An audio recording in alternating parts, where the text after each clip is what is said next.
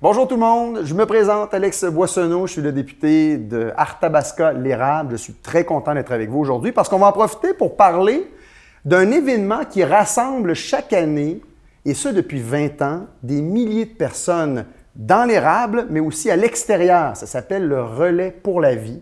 C'est une campagne pour amasser des fonds pour la Société canadienne du cancer. C'est une belle initiative qui rayonne partout à travers le Québec. Et j'ai en ma compagnie, pour en parler, les artisans de ce projet-là dans l'érable. Et j'ai nommé Serge Bartel. Bonjour Serge. Bonjour Alex. Et Mélissa Bartel, qui, Allô? vous êtes la fille de Serge. Oui, on peut le dire, effectivement. hein? Serge, vous êtes le président et Mélissa, vous êtes la co-responsable des équipes. Tout à fait. Merci d'être là pour Ça fait parler plaisir. de ce beau projet-là. Merci, Puis, merci de ton invitation. c'est tellement extraordinaire ce que vous faites année après année. Moi, j'aimerais ça que les gens comprennent, là, sachent, puissent savoir de quoi il s'agit. C'est quoi le Relais pour la vie de l'érable? Et encore une fois, on va y revenir, là, ça dépasse aussi largement l'érable, mais ça se passe à Plessisville chaque été, n'est-ce pas? Exact. Serge? Toujours au mois de juin. Là, cette année, c'est le 13 juin. Et que oui, on fait ça au centre culturel. Je pense à la chaîne, non, mais ça, hein? Louis-Vallée. Louis-Vallée. Moi, je l'avais pas retenu. J'ai trop retenu. J'étais un vieux de la vieille. Mais non, on fait tout le temps ça à la même place. C'est un beau site rassembleur. Puis on a vraiment, comme je dis, c'est vraiment un beau site. Tout le monde s'en vient là. C'est un camping plein air. Le monde arrive là, ça les touche tout le monde. Puis nous autres, ça nous touche de voir tout ce monde-là qui nous appuie d'année après année. Si ce monde-là ne serait pas là, on ne continuerait pas nous autres tours. Puis on voit vraiment que le monde a une implication vraiment sociale, puis familiale, parce que nous, c'est vraiment familial. Puis ça nous encourage beaucoup à continuer. Comment ça a commencé tout ça, Serge? En 2003, Oh, mon Dieu, papa, t'es déjà émotif. On va prendre le relais. Alors, en fait, c'est ma mère qui a été malade en 2003. Puis, diagnostic de cancer, un cancer assez rare. Il n'y avait pas un haut taux de pourcentage qu'elle s'en sorte. On parle d'il y a plus de 20 ans. Et des amis se sont rassemblés pour, en fait, faire une marche en participant au Relais pour la vie de Victoriaville, parce qu'il y a très longtemps, il y avait plus de 80 relais au Québec. Donc, il y en avait un à Victoriaville. Et des amis de ma mère et mon père avaient organisé une équipe pour marcher. Donc, pour spécifier, en fait, le Relais pour la vie, c'est une marche de 12 heures où on est dans un sentier qui est illuminé par des luminaires qui sont en l'honneur ou en la mémoire de gens qui ont été touchés. Donc, ça a été une équipe qui a été formée en 2005. En 2006, nous avons marché toute la nuit avec la même équipe.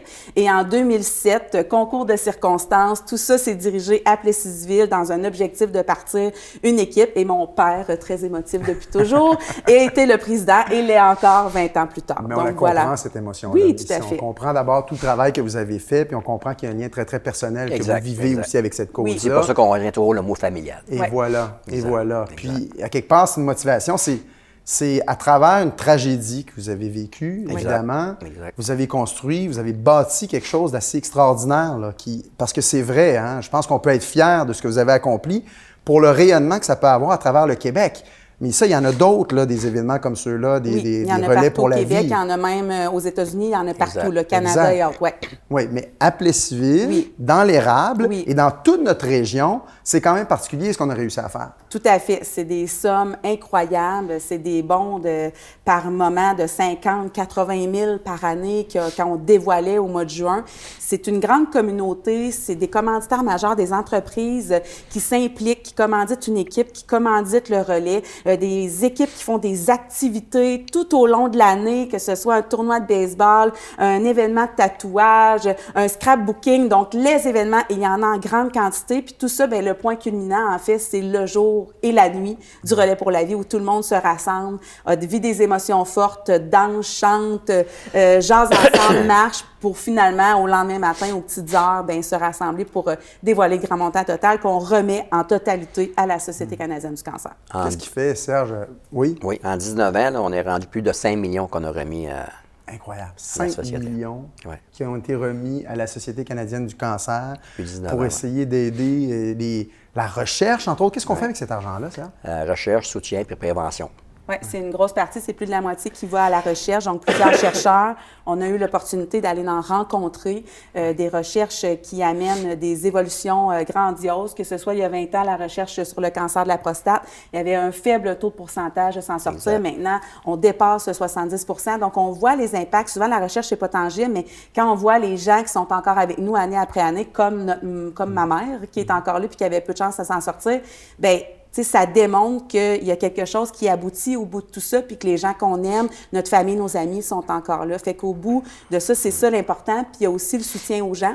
Il n'y a pas de barrière de région. Donc, le soutien avec la Société canadienne du cancer, il y a une ligne téléphonique 24 heures sur 24. Il y a un site Internet avec qui on peut clavarder avec d'autres personnes. Les gens sont disponibles, puis c'est ça, c'est de soutenir les gens, puis de faire la différence pour qu'ils soient encore avec nous demain. Là, vous avez commencé ça dans la région de l'érable, mais ça a pris de l'importance année après année. Puis, je disais, on va y revenir. C'est important de dire que Arthabaska est là-dedans, le centre du Québec est là-dedans, Serge. Absolument. On élargit nos horizons aussi. Là. Tout le monde est bienvenu. Oui, Là. absolument. Il y a du monde de Lévis, Québec, Boucherville, Montréal. C'est vraiment large. Ouais. En fait, chacun peut choisir l'endroit de Exact, son relais, exact. mais on a quand même une petite préférence. En fait, notre relais sur le bord de l'eau, tout ça, c'est très familial. Puis nous, chaque équipe qui arrive, on dit bienvenue dans la grande famille du relais. Exact, C'est ce exact. qu'on veut, en fait, que les gens ressentent puis aient comme sentiment après la nuit qui est passée avec nous. Donc, tenez-vous là pour dire, Jean d'Arthabaska, du centre du Québec, ça se passe à Plessisville, mais c'est ouvert à tout le monde. Puis moi, j'y suis allé l'année dernière. C'est vraiment phénoménal ce qu'on a réussi à faire là. Puis il y a vraiment cette ambiance-là. Là. On sent que les gens sont heureux d'être là. D'ailleurs, qu'est-ce qu'ils vous disent? Comment les gens ils viennent participer à ça? C'est quoi le message qu'on vous envoie sur le terrain quand ça se passe? Ils viennent marcher pour leurs proches, parce que la plupart des personnes ils ont une relation intime avec les personnes qui sont là. Parce que la marche des ambassadeurs, l'ouverture, ça se fait avec les ambassadeurs, ça, c'est vraiment émouvant. Vraiment, là, tout le monde marche, tous les gens se mobilisent autour du sentier pour applaudir tous ces gens-là, pour leur montrer qu'on est vraiment là avec eux. Là. Ouais. On est là, c'est un moment particulier là, mais on est là avec eux autres pour toute l'année au complet. On les lâche pas, puis on veut vraiment être avec eux. En fait, c'est une façon pour les gens de dire aux proches qui sont touchés, on est là, Exact. on est présent. Tu sais, on n'est pas médecin, on n'est pas oncologue, on n'a pas ce bagage-là. Par contre, on a la possibilité de mobiliser des gens, des équipes, puis ça, ce que ça fait, bien, ça fait une grande famille, puis ça fait des montants importants qu'on est capable de remettre pour faire avancer les différentes recherches qui sont en cours. Ça, c'est beau temps et mauvais temps. Faut Oui. dire aussi, Oui. ça, c'est... Non, mais pour que les gens comprennent bien, là, il y a toute une organisation derrière ça. Là. Qu'est-ce que ça représente pour vous? Je ne sais pas, Mélissa, si vous voulez répondre, ou Serge, là, ça, ouais. mais l'organisation d'un événement comme celui-là, vous y travaillez à l'année, là. Oui, c'est 12 mois par année. C'est sûr qu'on est un comité très impliqué, très volontaire. Il y a des activités qui se font dans l'année, mais si on parle, mettons, du relais pour la vie, de l'événement culminant, bien, en fait, ça va partir. On a des rencontres à partir de novembre. Après ça, en janvier, on a une rencontre, en fait, comme un 5 à 7 officiel pour inviter les équipes, les gens de la population. Après ça, on a des rencontres au mois. Il y a des événements que les équipes font. Des fois, ils ont besoin de notre présence. Donc, on les soutient là-dedans. Puis après ça, bien, je vous dirais que mai et juin, c'est du quotidien, l'implication, que ce soit par des dépôts, des équipes, qu'on récupère l'argent, on fait un transfert à la société, que ce soit par où qu'on est rendu dans les luminaires. La semaine avant, là, c'est une centaine de bénévoles qui s'impliquent, que ce soit pour rentrer les luminaires. On a un système informatique parce qu'on dépasse le 12 000 luminaires. On est le plus gros mondial sur la quantité de luminaires, ce qui fait que c'est un site assez incroyable. Oh oui. Je le disais tantôt, mais je suis encore plus convaincue. Absolument, oui, Encore plus convaincue. Non, je peux en témoigner, Oui. c'est assez extraordinaire ce Ouais, qu'on voit là. Exactement. Donc, beaucoup de travail, rentrer les luminaires. Le matin même, les 12 000 luminaires, bien, les faire avec les sacs. Tu sais, les gens, là, sont impliqués, la communauté, autant monétairement que humainement. Puis on Fait qu'ils se déplacent. prend soin de nos gens aussi. Oui. Bien, c'est ça. Je trouve que ça m'amène naturellement à cette question. Les bénévoles, une équipe là, pour pouvoir mettre ça en place puis qu'il y ait cet événement-là, ça veut dire quoi, là? Qui vient vous donner un coup de main? Vous êtes combien à organiser tout ça? Bien, dans le comité, quand on a commencé, on était 4 en 2007, puis là, on est rendu 16. Mais ça, c'est juste le comité. Mais à part de tous les gens, les bénévoles, comme Mélissa disait tantôt, on est une centaine. Tu sais, on publie même plus rien, mais ça... Hein? Bien, oui, on le fait, mais Ouais. on ne demande pas une confirmation. Puis comme le matin du relais, où ce qu'on doit placer 12 000 luminaires sur le site, c'est plus de 100 bénévoles qui arrivent. Ça arrive, ça Comme s'installe à des des tables, puis après ça, bien, on va placer ça sur le site. Fait que on est chanceux, on le sait qu'on est chanceux, on les remercie, on en prend soin. Puis pour nous, que les gens, on essaye d'être le plus bienveillant possible. Pour nous, c'est une de nos valeurs fondamentales, en fait, pour que les gens aient envie de rester avec nous année après année. Exact. On sent bien ce que ça représente de s'investir dans une mission comme celle-là, de servir une cause comme celle-là. On sent la bienveillance, on sent l'énergie aussi qu'on doit donner pour organiser tout ça. C'est beaucoup de travail. Oui. Puis, il y a toujours cette relation personnelle avec le relais pour la vie. Les gens sont motivés souvent, vous le disiez, Serge, parce qu'ils connaissent quelqu'un qui a été touché Exact. par le cancer, entre autres. C'est souvent ce qui motive les gens, mais pas toujours. Et on a la chance aujourd'hui de pouvoir discuter avec votre ambassadeur d'honneur et sa conjointe. Ils s'appellent Anthony Vallée et Marilyn Bourassa qui seront avec nous pour nous parler de ce lien personnel-là qu'ils ont avec la cause qu'on sert par et pour le relais pour la vie. Donc, on leur parle dans une petite minute. Alors, je vous le disais, on a la chance aujourd'hui de pouvoir compter sur la présence de l'ambassadeur d'honneur du Relais pour la vie et de sa conjointe. Il s'appelle Anthony Vallée. Bonjour, Anthony. Bonjour, bonjour. Et Marilyn Bourassa. Bonjour, Marilyn. Bonjour. Merci d'être là aujourd'hui pour nous parler de cette relation personnelle qu'on a avec le Relais pour la vie. Parce qu'il y a une motivation. Les gens sont motivés souvent parce qu'ils ont eu un proche atteint d'un cancer, ça les a touchés personnellement. Parfois, ils ont eux-mêmes été atteints de la maladie, par la maladie. Donc, ça fait qu'ils participent à ce mouvement-là. Anthony, ça a été votre cas. Vous Exact. avez reçu un diagnostic terrible, c'était en 2020, c'est ça? Oui, en fait, ce qui est particulier, on recule en 2020, encore plus jeune. Puis, tu sais, à cet âge-là, bon, je venais de finir mes études, en belle progression au niveau de la carrière. Puis, tu sais, on se sent invincible. On se rend pas compte de ce qui peut arriver. C'est la définition de la jeunesse, hein? Exact. Fait qu'on on roule à vitesse grand V, puis on regarde pas le tableau de bord du véhicule, puis voir le petit flash qui dit « Ah, peut-être qu'il faudrait que tu fasses un petit arrêt pour faire quelques validations. » Puis c'est un petit peu ça. Dans le sens qu'on revient en 2020, on a... tu sais, il y avait un grain de beauté au niveau du cou qui progressait, puis ça l'a amené à faire une vérification pour ensuite comprendre que c'était un mélanome. Donc, c'était assez problématique à ce moment-là, mais ça a été sous contrôle avec de l'immunothérapie, puis un traitement ciblé parce qu'il y a eu quelques récidives, mais tu sais, on gardait le cap là, durant cette période-là. Mais on revient en 2023, c'est là que j'ai eu une grosse surprise suite à une migraine qui m'a amené à faire un IRM, puis c'est là qu'on a vu une tumeur au niveau du cerveau. C'est là que on s'entend, là, le cerveau étant comptable, c'est mon outil principal, puis ça m'a amené comme une surprise assez spéciale. Ouais, ça doit être...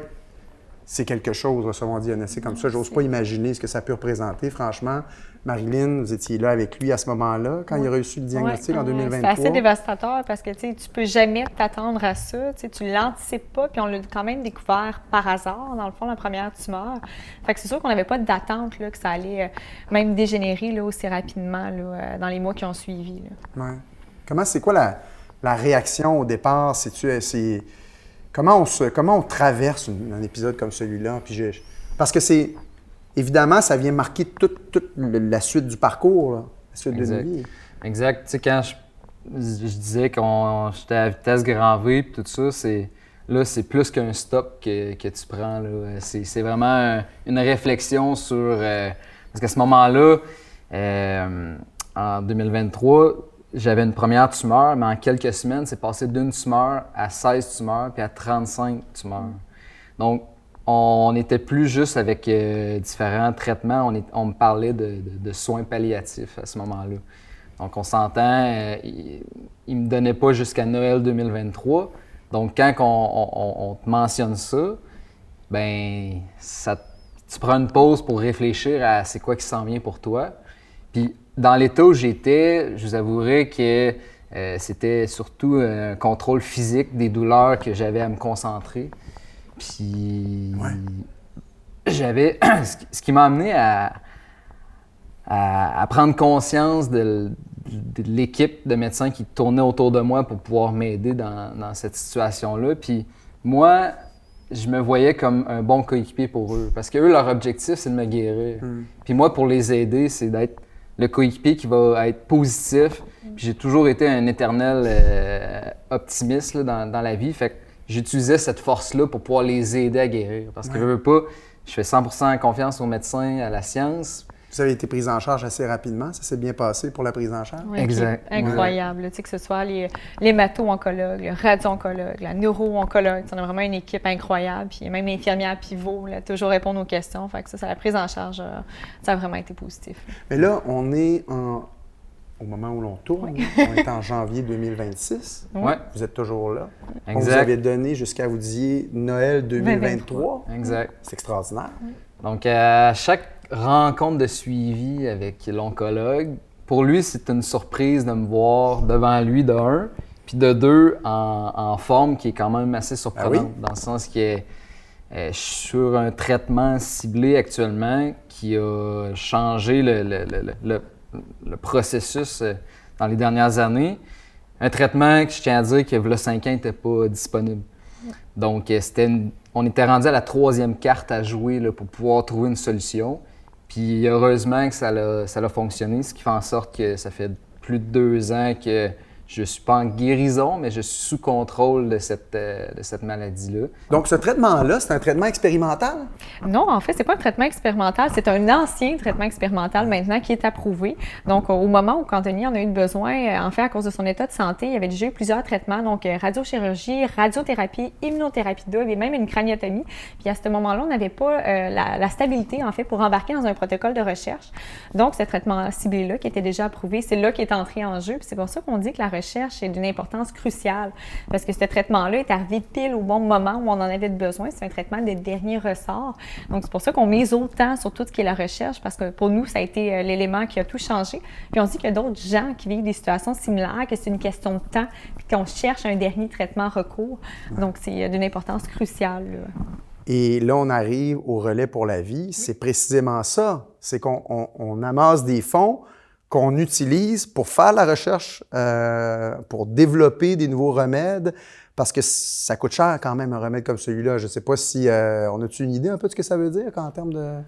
Bien, écoutez, avant les assurances, là, je pense qu'on parlait d'environ les 400 000 même une fois approuvés là, annuellement. Là. Donc, c'est sûr que ça représente des frais particulièrement importants. Mais il n'y a pas de prix à Non, avoir un absolument. traitement comme celui-là. On était prêt à vendre la maison, on était prêt à tout. Et c'est là l'importance de la communauté qui se met ensemble, qui dit hey, il y a possibilité qu'on en fasse plus, et ça marche. Ça donne cette chance-là, cette opportunité-là, qu'on soit ensemble en 2026 pour en parler avec Anthony, vous qui avez l'air tout à fait en forme, puis vraiment qui pouvez encore mordre dans la vie. Là, vous avez pris des vacances, vous en profitez. Ouais.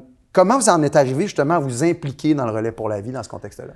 En fait, c'est Serge qui m'a contacté pour voir si je voulais être ambassadeur d'honneur, puis ça a été un automatique oui.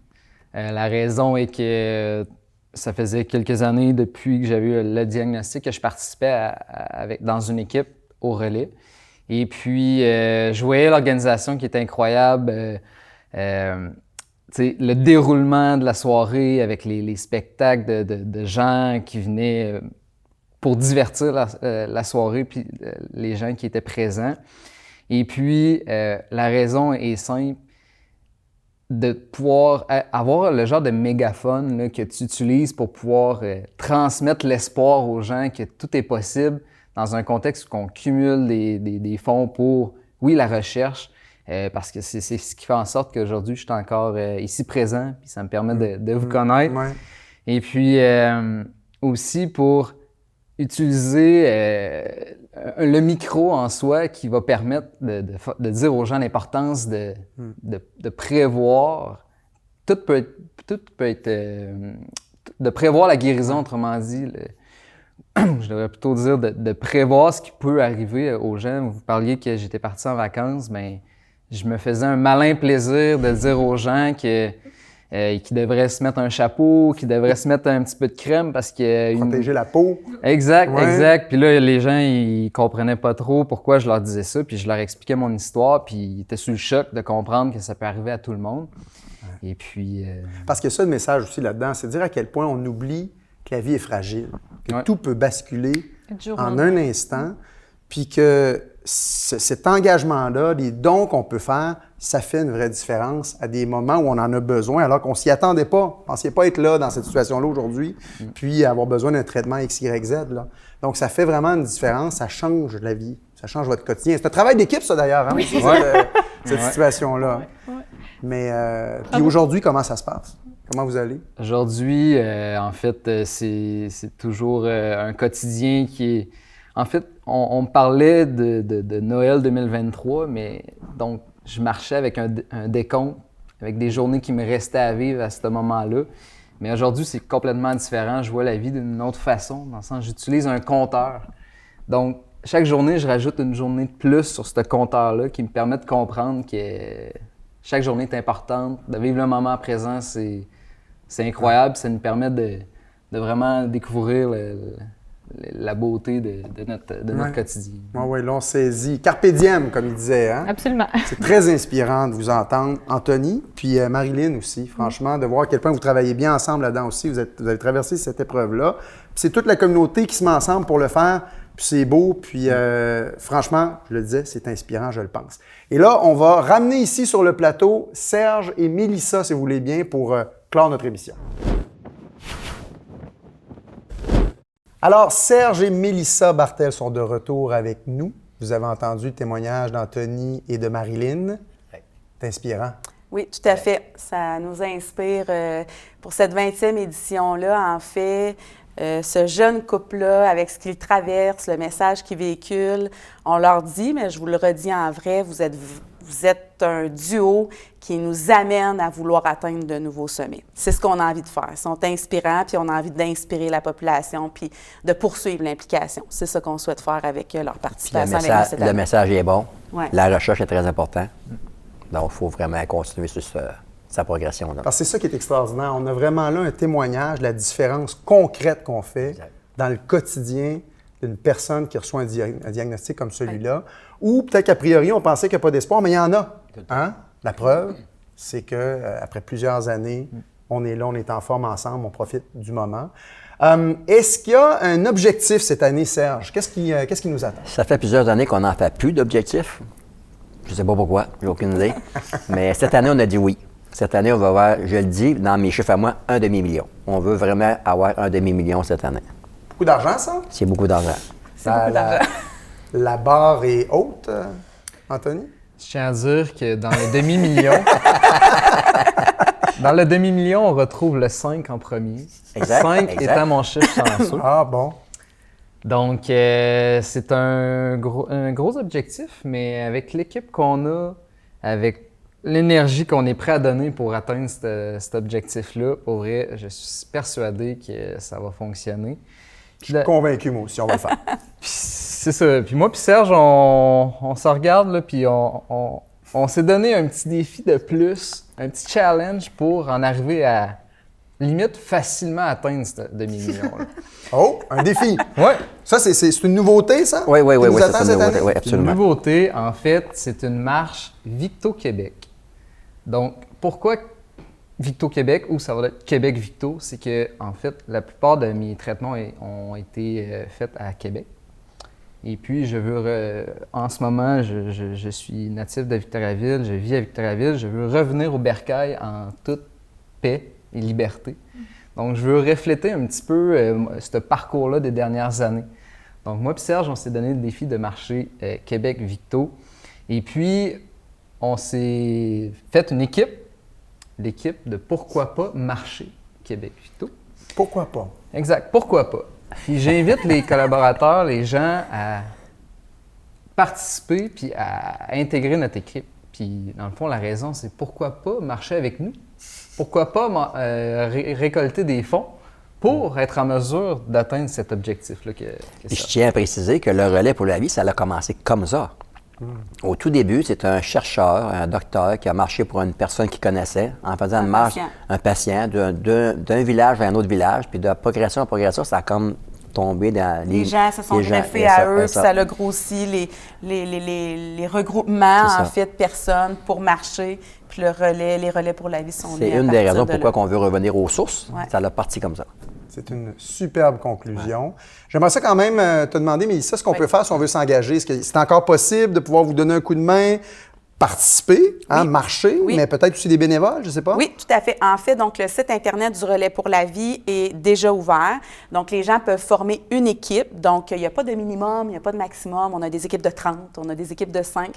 C'est un objectif individuel, mais qu'on atteint en équipe. Donc, ça, c'est une des façons et marcher le 13 juin. On a ensuite la possibilité d'être donateur. Donc, on peut commanditer une équipe, on peut être commanditaire majeur du Relais pour la vie. Il y a plein de façons de contribuer. Puis, on peut aussi être bénévole. Des bénévoles, on l'a mentionné plus tôt, on en a une grande quantité, mais on est toujours volontaire à augmenter notre réseau de bénévoles. Donc ça, c'est les 3 façons de pouvoir s'impliquer au Relais pour la vie. Puis est-ce qu'on peut être bénévole en fonction du temps qu'on a? Peut-être des gens qui disent « Ah, mais j'ai pas beaucoup de temps. » Absolument.